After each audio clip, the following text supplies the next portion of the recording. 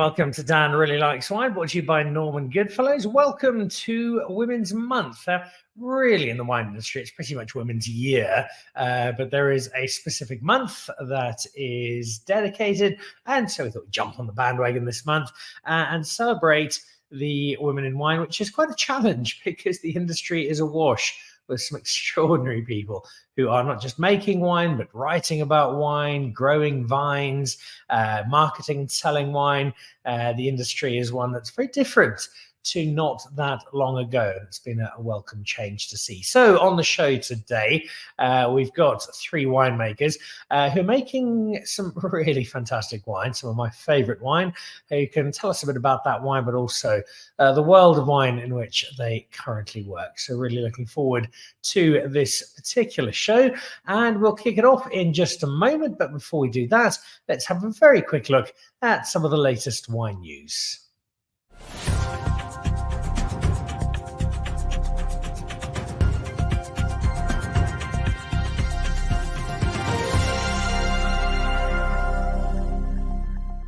And look forward in the next few weeks to some tastings with Nedbank. The Cape Winemakers Guild will be traveling, not just around Cape Town, but also up to Gauteng. So look out for wine in both Johannesburg and Pretoria, including the Bright and All Brides, with a very large selection of the guild members. That will be happening towards the end of the month.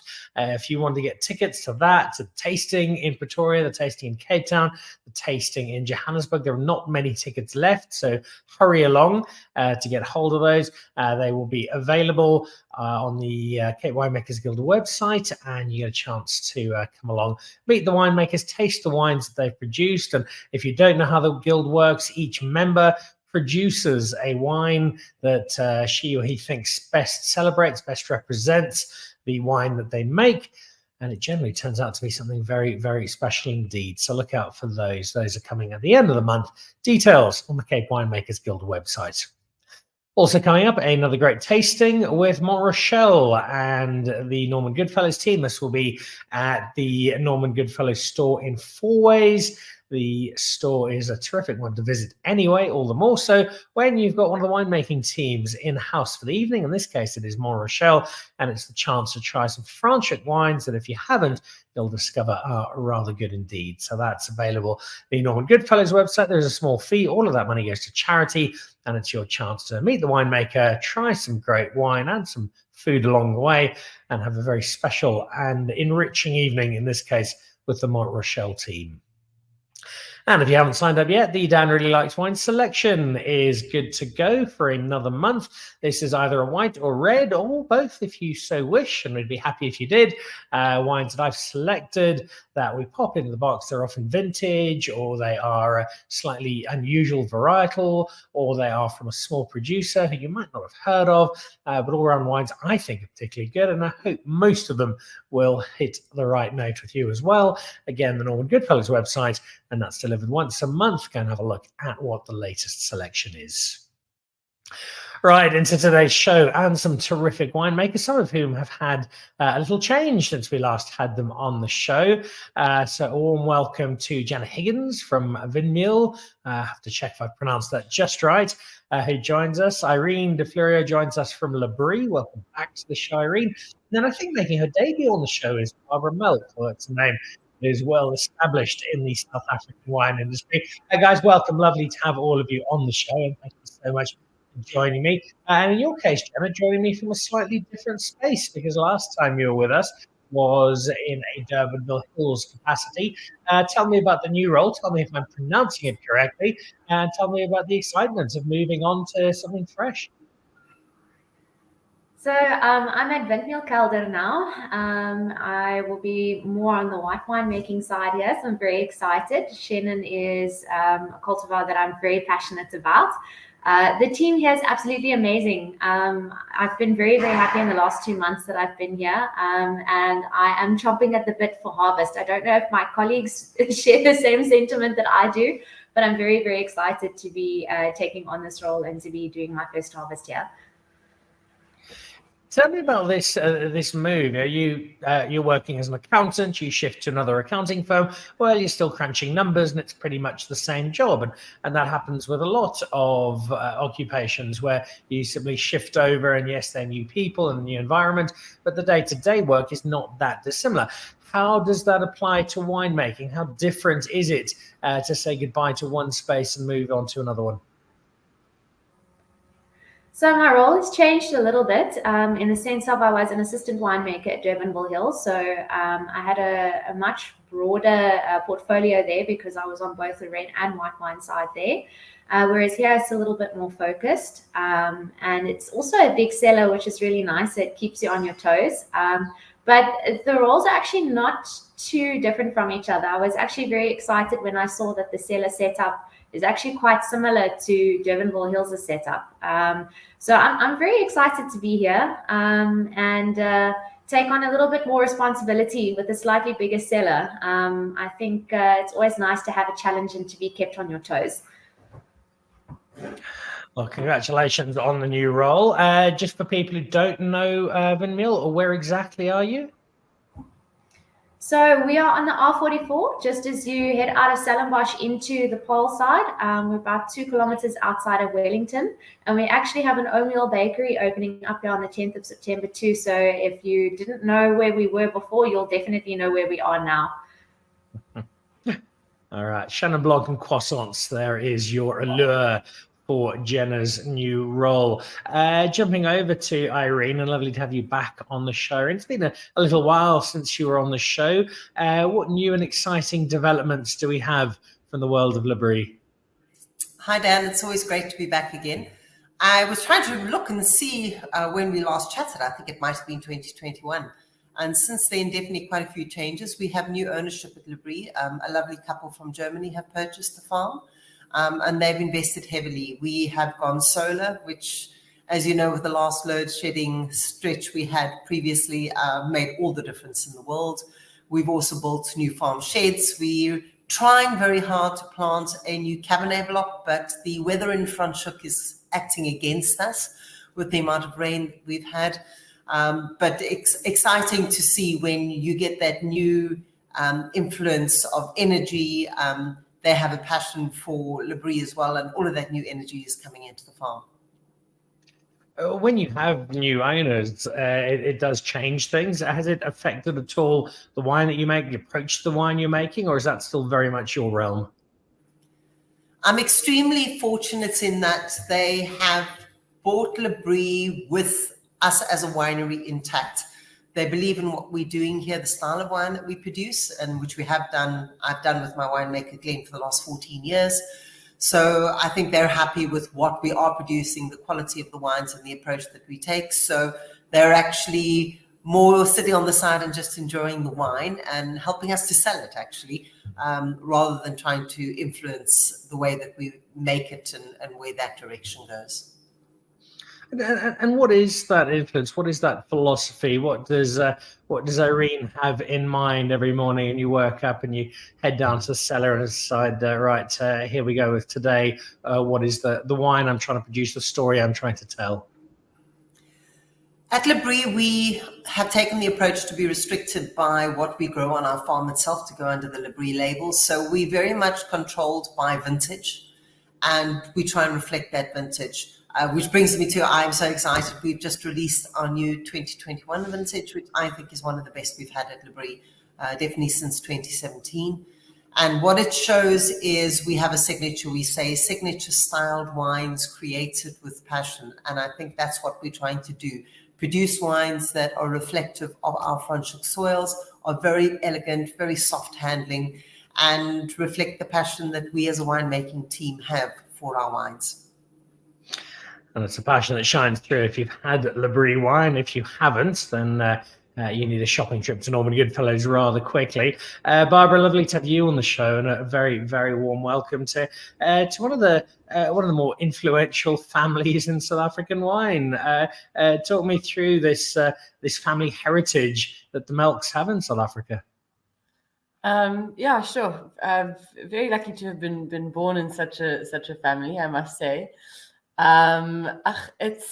I think it kind of probably started with my grandfather. He was part of old SFW, which then turned into a Distell, which is now Heineken. And he, I think, instilled this love of wine into our family. If you speak to kind of my father and my aunts and uncles, everything was always decided and done around wine, and it's still like that to the family and to this day. I mean, we as kids, we all underwent 2 christenings. We had a normal christening in the church, and then we went back to Marathi, to the farm, and then we had a so-called port or wine christening, which is your christening and welcoming into the world of wine. So amazing to be part of such a rich heritage. And it's one that I think almost dictated what you did. At what age did you start thinking, maybe wine is something I'm going to continue the family name with? A lot later than you'd actually think. I think I'm maybe have a small rebellious spirit in me. So at first I didn't want to accept it as much, and thought I was going to be a big artist and all these grandeur plans. But luckily I came to my senses, and it was actually a last minute change. So I changed my course 3 weeks before I started, and never looked back since. I'm very, very happy I did it. I think wine is it's an amazing career to be in. I think we're all lucky to be involved in it. It's really beautiful. It's got this lovely mix between intuition, science, art, all these lovely things. So very happy. You're not on Marathi, but I know you'll spend a fair amount of time there, and you have got plenty of influences from there.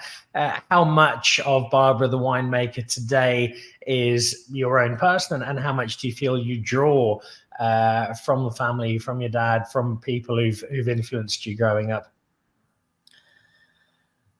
Sure. I think we're all people that we're all molded by the people around us.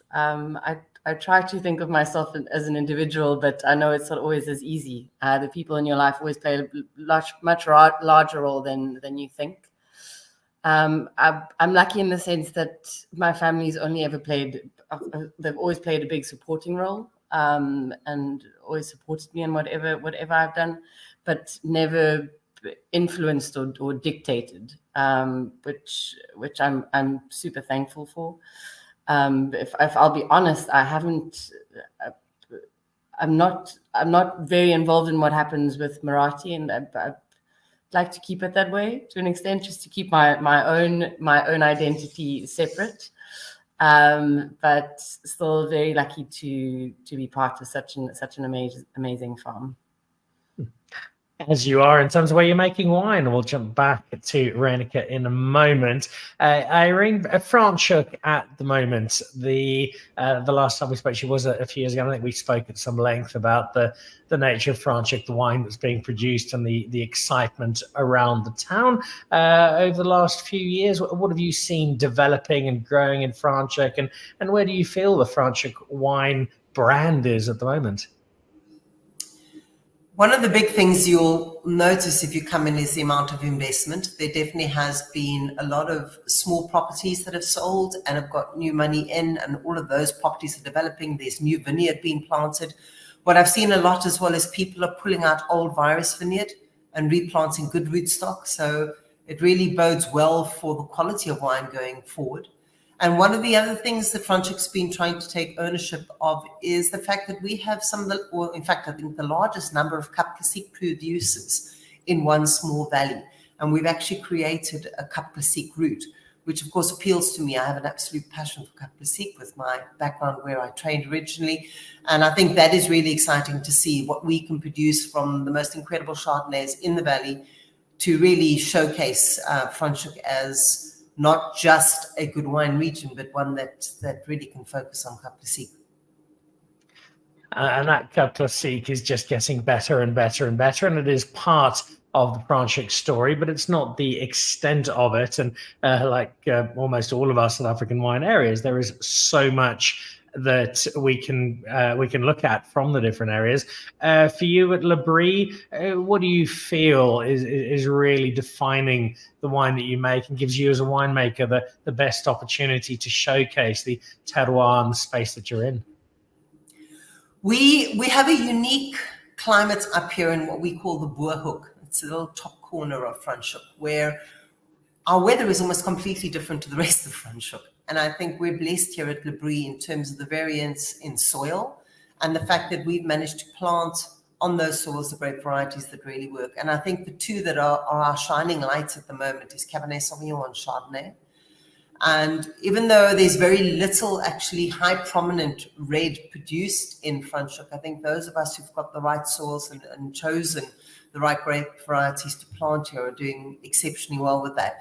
So for me, definitely, Cabernet is one of those that produces a very different style. I did tasting a Stellenbosch Cabernets the other day, and it's amazing to see the complete difference in terms of what our soil and our terroir produces in terms of Cabernet, but really something I think that we can produce exceptionally well in the valley. Sort of very simple level. There'll be people watching this, hopefully with a glass of wine in hand, because that's how you should always watch. Dan really likes wine, but it might not be a glass of Franschhoek Cabernet Sauvignon. If I had two glasses and one was Stellenbosch and one was Cabernet, obviously there are loads of subtleties and nuances to both wines, but broadly, if I've got one of each, what for you is differentiating a great Franschhoek Cabernet Sauvignon, such as the ones you make, with what we might regard as a classic example of Stellenbosch? I think for me, one of the biggest difference always is I find Franschhoek to be more of a restrained, elegant style. There's subtleties to it. I like to use the word linear, but not in a negative way at all. Whereas I find Stellenbosch is always slightly bigger and bolder and has a fuller, rounder, all over the place. It's, it's there. Whereas there seems to be subtleties and elegance hidden behind a Franschhoek Cabernet. But that's my opinion. Well, we'd love you to have your own opinion. So next time you are off on a wine shop, find a bottle of Labrie, find a bottle of Stellenbosch, maybe a bottle of Reyneke. Do your own comparison. Let us know what you thought, how they differentiate. The wines of Windmeul, you're in a slightly different part of the world, Jenna. I know you're focusing specifically on whites, and Shannon is leading that interest. But across the board, Irene, I feel a part of the world that's starting to get a bit more attention. There's a bit more noise being made. People are really discovering just how good the wines in this area can be, and yours is certainly amongst them. What for you is making Windmeul stand out and shout to the wine world? Well, I'm allowed to say it because it's been released, but our entry-level wines are of a very high quality, and I can say the same for a lot of the bigger producers in Paarl. Our Shiraz is a finalist for the top 12 Shiraz competition, and it retails at 80 Rand a bottle. And I think for me, what really stands out is the amount of focus and attention to detail that Abram puts into his winemaking here in every aspect of the winemaking. So the entry-level wines are made phenomenally. I actually got a comment at a Young Wine Show last week while we were tasting for Merlot, where somebody said to me that I should really learn from Abram, his secrets of how he can make our entry-level bulk wines actually so amazingly and of such high quality. So I'm really excited to uncover that. But our Shiraz and our Pinotage are really, really special. And that's a selection of wine, which, again, if you haven't tried, you should certainly have a look at. What do you feel in the Paarl area? One that I think historically has often sat in the shadow a little of Stellenbosch, but the wines would demand parity. Where do you think Paarl is doing so well? What is it about the area that allows you as a winemaker to capture something special? So we actually had this discussion with the Paarl Wine Route recently, and we all came to the conclusion that the unique thing about Paarl is the diversity of terroir. We don't have one specific terroir.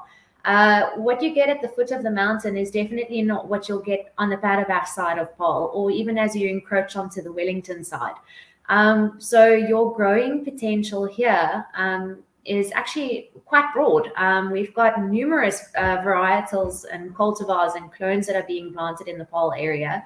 So I really think it's an incredibly diverse area for a winemaker to be in. You get grapes from all different areas of Paarl and all different cultivars. So it's really like a winemaker's playing ground here. And I think that's actually what makes Paarl so unique, is that there's not one specific soil type or one specific terroir or one specific, I almost want to say microclimate. It's very diverse. If you're closer to the mountains, you get the bigger diurnal shifts, so you get the cooler evenings and the warmer days. If you're further away from the mountains, more in the valley, you do get a little bit more of the warmth and a little bit more of the bold tannin structures and anthocyanin extraction from the grapes. So your scope here is very broad. You can make a very elegant styled red wine with a little bit of a chalky tannin. You can make a very fine Chenin Blanc, or you can make a bold, rich, heavily extracted wine that you can age forever and ever. So yeah, it's a playground in Paarl. And one you're clearly enjoying, as the smile would suggest. You also talk about getting together as a Paarl group. Is that something that's growing, the unity amongst the Paarl winemakers and the desire to put Paarl a little more on the map? Definitely. A part of what we discussed is to incorporate the food and wine in Paarl, because there's so many beautiful restaurants here. There's so many music concerts. And to really bring the wine into the culture in Paarl. I think we need to do that as a winemaking team, not just as a winemaking team at a cellar or in a region of Paarl, but as Paarl as a whole, and get together and kind of have one vision to promote our wines, because we are actually making some really beautiful wines in this area that are definitely not getting the credit or getting the airtime that they deserve. I have a suspicion that is about to change, because the wines, as much as anything, will direct that. Barbara, you're in not just a slightly different part of the world, but also somewhere with a very specific philosophy. Johan is a driving force behind producing wine in a way that chimes with nature. Was that a big part of taking the role? Yes, actually it was. So this has always been my dream job, so to say. While I was studying, we came out to the farm as a small course in everything biodynamic and organic. And I heard Johan speaking and the philosophy of the things he had Reyneke, and it just resonated with me. And I just said to myself, if I can ever get a job in the industry, this will be kind of number one. And somehow, by hook or by crook, I managed to get here. And take on a role that is one that, as you say, was a dream job. It employs a philosophy that not everybody will be familiar with, dancing around under the moonlight, waiting for full moon, and celebrating a method of wine that I think when initially it was spoken of, there were a few eyebrows raised, but I think more and more people are appreciating just why it has such a positive impact on the ground which you farm in and on the grapes that you produce. In a very simple nutshell, what is this philosophy? Why do you feel it has such a positive effect?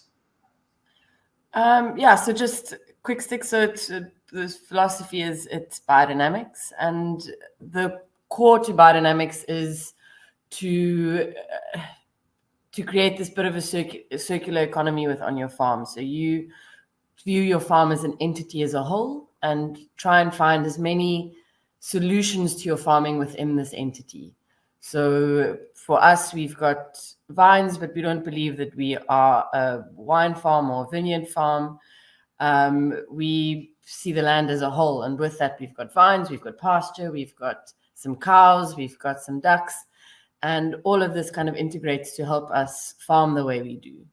When it comes to the winemaking, you try and view winemaking in a similar way, where there are you try and work a bit more with nature than against it. That's a quick way of answering. And the question that many will ask is, all right, well, you're using this method does it impact the wine? Can I taste this one? Ooh, they've made this biodynamically. I can taste that immediately. Does it have any impact? And if so, what is the impact? I believe so. It's got an impact twofold. So there are certain things that I know I can do in the winery that I can get away with that I probably would not have been able to do in more conventional wineries. A small example, for instance, when we study wine, you get taught that grapes, they have a certain amount of nitrogen in them that your yeast can use to go through fermentation. This thing is called yan. And we are taught you can't make wine with a yan level less than 250. Once it's under that, you have to add nitrogen to your juice. Where here I've managed to get away with making wines that have yans of 90, which is extremely low, but still managed to go through fermentation. So I think there's a natural balance of things that kind of stays intact that helps me make wine in a certain style.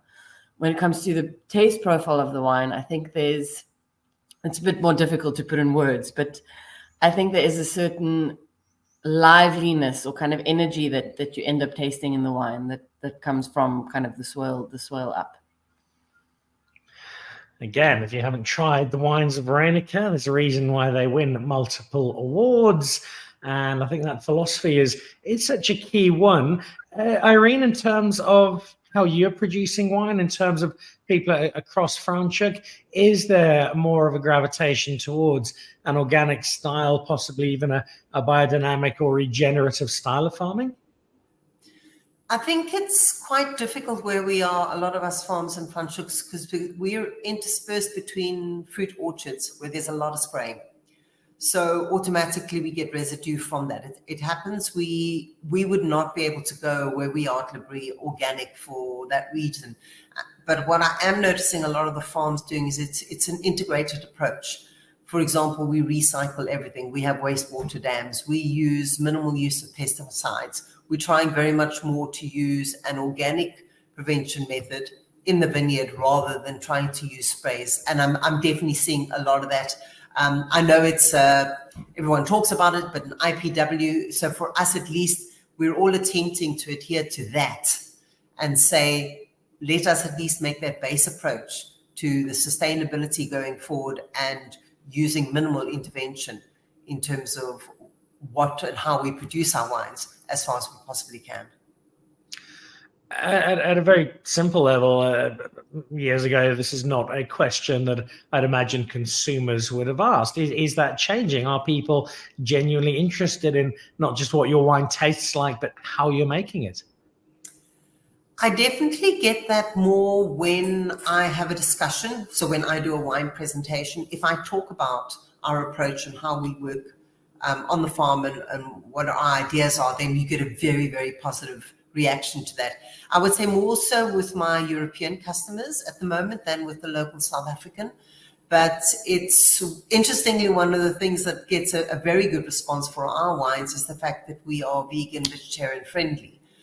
So that definitely is a market, and it's just something that we do in terms of the style of the way and the way we make our wines and what we use with it. So I would say European market is definitely more attuned to it and more affected by it than the South African market at the moment, but it does play a role.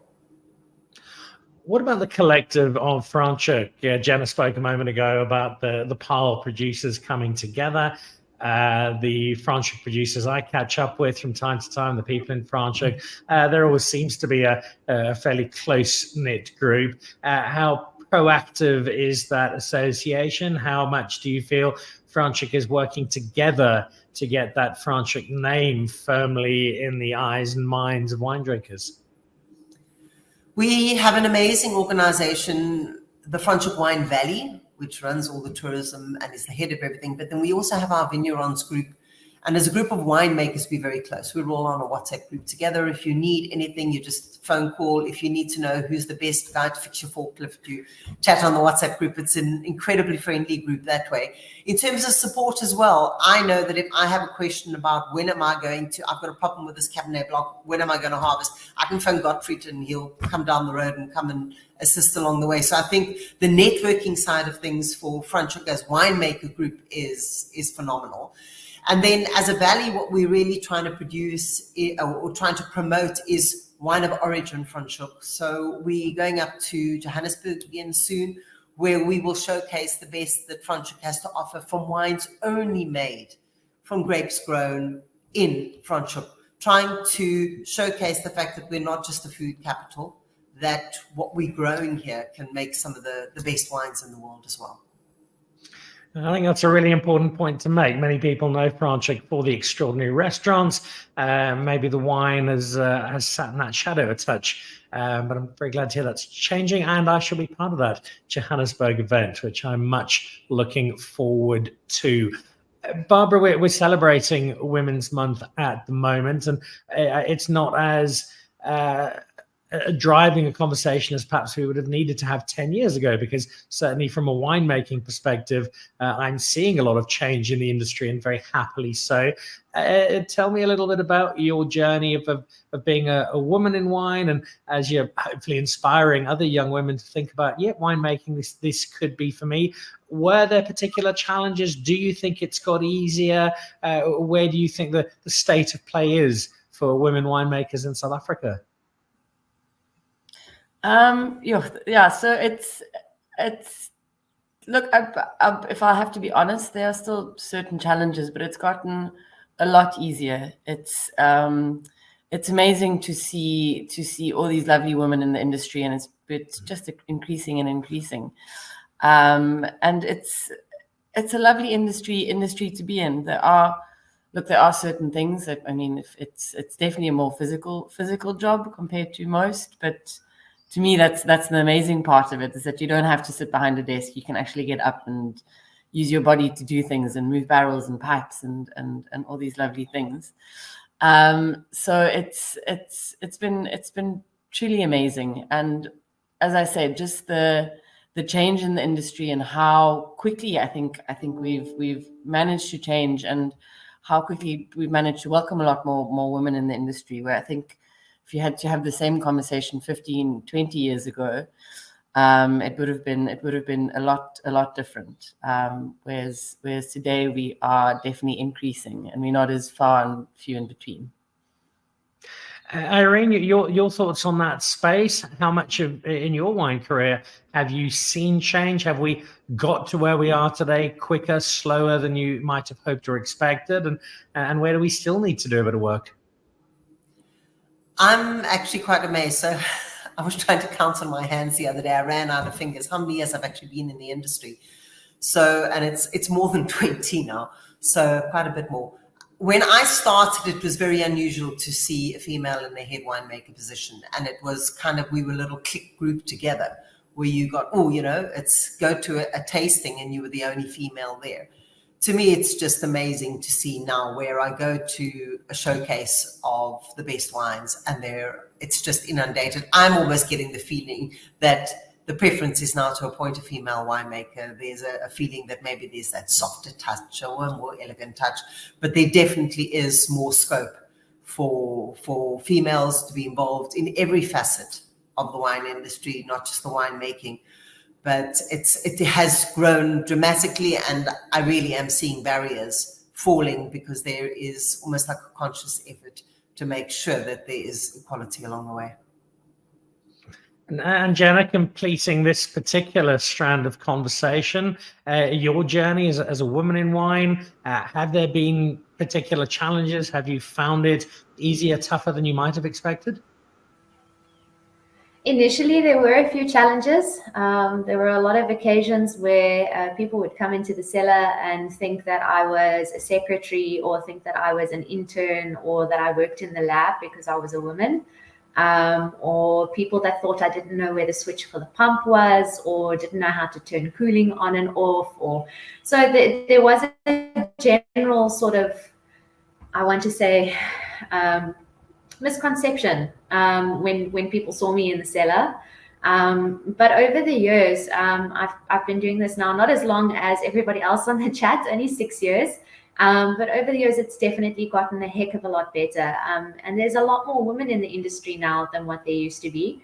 And I think that that's helped change the perception a little bit. And also just being confident in your work, not being timid when you're challenged, and rather just being confident and taking something head on already helps change the perception a little bit. And lets people know, you do work hard and you are very capable of doing your job regardless of your gender.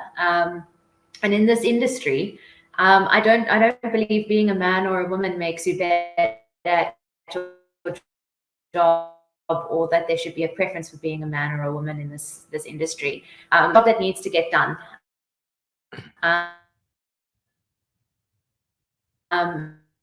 And what should be focused on is whether you can do the job or not.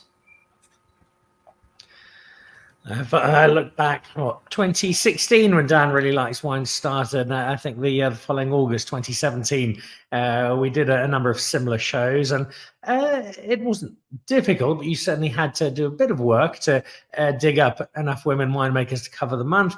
That is certainly not the case, so I'm very glad that that has changed as we are now. Change is a constant part of the wine world. Irene, you've already referenced the change of ownership, but in terms of where you are now, as you look forward to the L'Abri journey, what is still exciting you? What is still getting you out of bed with a spring in your step about the potential around L'Abri and the wine that you're making?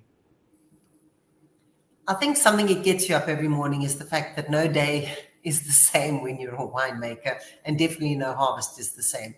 So the challenge is definitely coping with the fact that we seem to be having that cycle of a lot of wet and a lot of rain. It makes harvest a lot more challenging. We've had that for the last few years.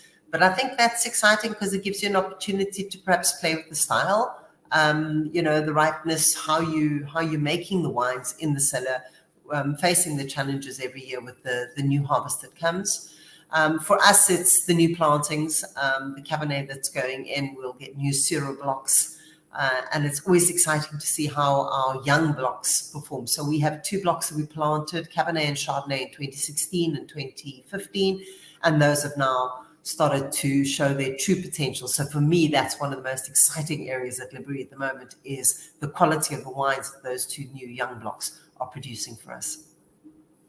I'm very, very excited to try them. How challenging, you've got all of these opportunities, there's so much potential. As we said earlier in the show, you're in Franschhoek, an area where there is so much you can do. How difficult is it as a winemaker to make those decisions, to decide, yes, I'm going to try this, I'm going to try something new, or you know what, as much as I might be able to make some amazing Viognier, I probably don't need Viognier in my offering as a winery. How much of a difficulty is that for you as a wine producer? I think we're quite spoilt at L'Abri in that we have an incredible outlet in our tasting room. It's one of our biggest areas. Franschhoek is a tourism venue. So we have a phenomenal tasting room area where we can make smaller batch wines, which we then only sell from the tasting room, and allows us to experiment. So we do that. We do a straight Brezan, a Viognier, an unusual Chardonnay Viognier blend. We put them under our double door label as opposed to the classic L'Abri label. And that gives us really an opportunity to experiment. I call them our quirky wines because they change every year. And so we're very fortunate that way. I do have an outlet where we can play, we can experiment, we can say, okay, let's try and make a Syrah that's showing a little bit more of that stalky white pepper character based on the harvest. We're also very fortunate at L'Abri that we've always been able to take the approach where if something does not meet the quality and the style that we represent in the bottle, we do not bottle the wine. And you'll notice when you come to taste our wines that we will talk about how we've skipped vintages. And it's a definite approach that we've always taken, that we will only put the best into the bottle. And I'm extremely fortunate that we're able to do so at L'Abri. And if you've tried La Brie wine, you will know that that is exactly the case. The creativity that is afforded to winemakers, I think, is a big attraction of the job. Barbara, you almost went into the world of art and at the last minute took a turn and went into wine, but there is still an element of art to what you do. How much does the making of wine satisfy that creative urge?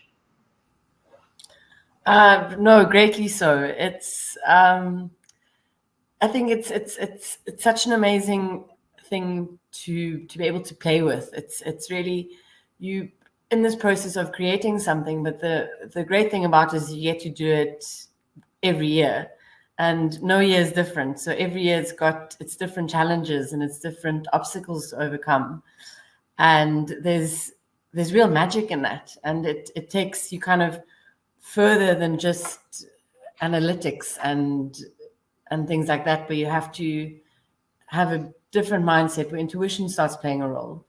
I do believe that you can kind of have a range of winemakers, and what really makes an absolutely great winemaker is someone who can tap into that intuition. I'm trying my best year after year to get there. Hopefully one day we can tick that box, but it's really just it's an amazing thing to be able to create. And you get to do so with some rather special people, and particularly with Johan, who I adore both as a person and a winemaker. What has that been experienced like? How much do you feel you continue to learn and to draw from Johan as both a winemaker and as a mentor and friend? Yeah, as you said, Johan is a truly magnificent person. I'll give it to him. He's not as involved in the winery as much these days, which is great. So he gives me the freedom to kind of do as I see best. But he's still a great person to lean on. And I think the amazing thing about Johan is if you speak to him, there's always a philosophical angle that kind of that comes into an extent. So you can kind of take whatever advice he gives you into your own and kind of make it your own as well. But always a great ear to listen to and a great helping hand. And I've realized if he kind of gets too bogged down on the farm, his favorite thing is to come into the winery, even if it's just to sort grapes. He says he loves just to do something with his hands. He's a fantastic person. You're very lucky to have him as a mentor. Jenna, you've had some wonderful mentors. I think your last time with us on the show was remembering the quite wonderful Martin Moore. You're moving into a new space now. How important is it to have these people who guide you, who give you a little assurance from time to time, who can answer that question that might be nagging you or bugging you about the winemaking process, and I think as a result get more of you as a winemaker for the benefit of the wines you're producing? I think it's crucial. You need to have people to lean on in this industry. Harvest gets incredibly stressful, and we do doubt ourselves quite a bit from time to time. So I do think it's really important to have somebody you can lean on and ask advice of. I have been very privileged in quite a few of the places that I've worked at to have mentors like that.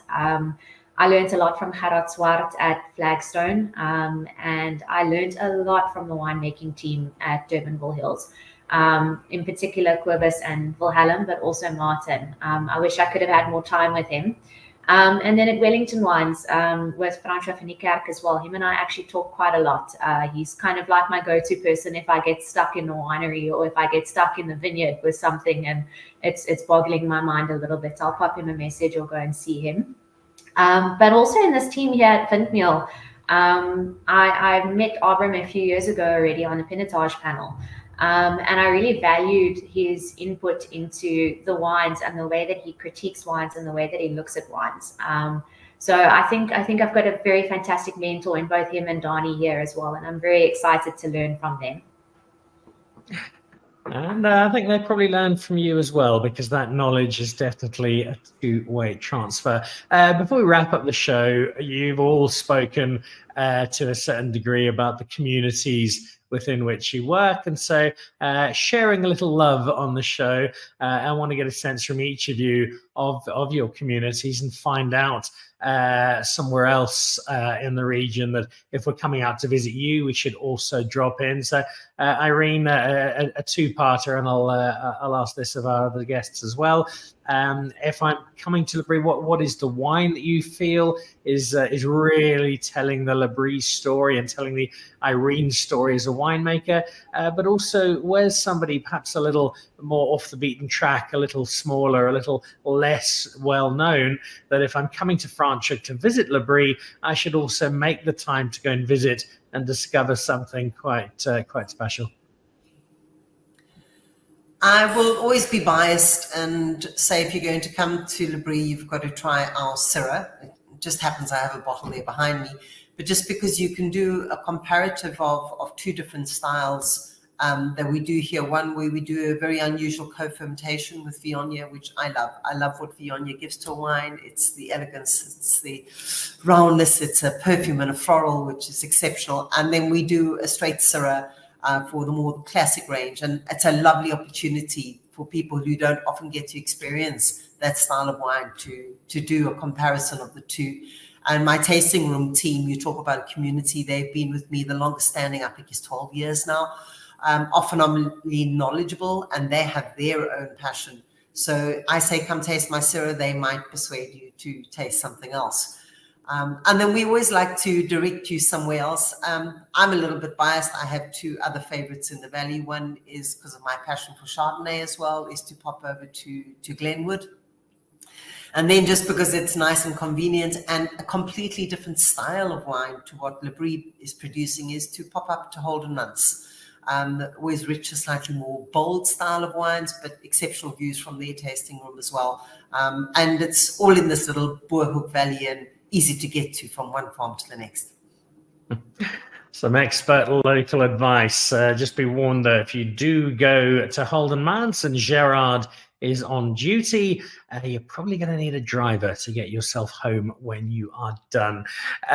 Jenna, back to you, and a similar question. You're obviously looking at Shannon in particular and white wines as a whole. Which wine do you feel really tells a Windmeul story? And then if I'm in your part of the world, where else should I be headed? So I feel very strongly that if you come to Windmeul, you cannot leave here without tasting our Reserve Pinotage. Our Reserve Pinotage is our flagship red wine. And then we also have an exquisite old vine, wooded Chenin Blanc, in our Reserve range. It is also really beautiful. If you want to head a little bit off the beaten track and try something a little bit different, I would definitely suggest visiting Ayama Wines. They've got quite a lot of Italian cultivars, and on Saturdays you can even sign yourself up for a pasta making course where you can sip on wine and make pasta with Chiara's mother, who is genuinely one of the most entertaining and lively people I've ever met. She doesn't speak any English, only Italian, so Chiara translates. But she sings while you're making the pasta and while you're sipping on some of the Italian cultivars that they have there. Vermentino is their signature, and then they also they also do a few other cultivars like Grenache Blanc that you won't find everywhere. That's a fantastic suggestion. I haven't been there myself, so that is now on my list, along with a visit to Windmeul, to come and check out your new home. Barbara, you've got plenty to choose from, including a little spot called Murati. If we're visiting you, where should we drop in? And also, as per the others, what is the wine for you at Reyneke that really does stand out? Yeah, so we're very lucky to be here on the Polkadry Hills, which to me is a super special corner of Stellenbosch, just because it is a bit cooler, it's a bit closer to the ocean, and we've got some lovely neighbors. We have Jordan on the one side, we've got Turin, we've got Yosha Hubert on Currybib, which is an amazing project that he's busy with, where he sells grapes to all these amazing people like the Lucas van Lochenbergs, the Ratzes, the Renan Bormans of the world. and even some young and upcoming guys like Angus. And they've got a lovely tasting room on Karibib where you can try all of these wines that do get made from grapes off the farm. So that I'll definitely recommend. In terms of Reyneke wines, I think probably one of the wines that kind of explains or captures what we do here the best is our Sauvignon Blanc. Just because it is such a unique style, I find, and year on year it keeps producing this extremely unique style where it's neither tropical nor green. It kind of falls somewhere in the middle where it's a bit more citrus driven, it's a bit more linear, and I really find you get that kind of vibrancy and liveliness from the farm that shines through in that wine. All right, you have a pretty good list there of both wines to try and places to visit on your next wine route in Stellenbosch and the Poker Dry, or in Franschhoek, or in the Paarl area. I think those are going to be some pretty good days out, and I'm adding them all to my list as it stands. Guys, thank you all very, very, very much for joining me on the show, making some wine that I have delighted in, and wine that I'm going to continue to delight in, and I've got a few of them to add to my list. So thank you for that. Really do appreciate it. Lovely to have you all on the show. Keep making fantastic wine, and looking forward to having you all back again soon. Lovely to have joined you. Thanks, Dan.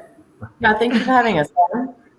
Cheers. There we Higgins. go. Irene de Fleoriot, Jenna Higgins, and Barbara Melck joining us on Dan Really Likes Wine this week as we celebrate Women's Month, celebrate some terrific winemakers, celebrate some great wine, and get some really good advice on where to go and what to drink and how to get even more out of the winelands. So Franschhoek, Paarl, and the Poker Dry in Stellenbosch.